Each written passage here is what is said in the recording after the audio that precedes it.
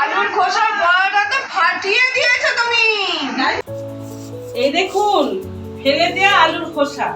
এই আলুর খোসা দিয়ে এত সুন্দর সুস্বাদু রান্না করা হয়, বড়া তৈরি হয়, খেতে দারুণ লাগে, ফাটাফাটি।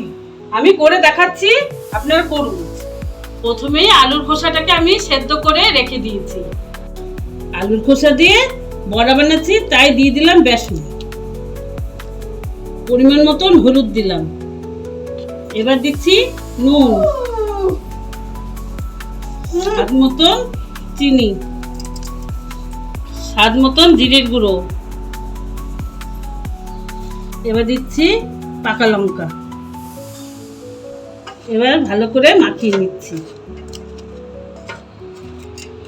আপনারা পরিমাণ মতন একটু জল দিয়ে দেবেন, ভালো করে চটকে চটকে মাখবেন। একটু মুচমুচে করার জন্য আপনি একটু চালের গুঁড়ো নিতে পারেন। তেল গরম হয়ে গেছে, এবার এক এক করে বড়াগুলো ভেজে নেব।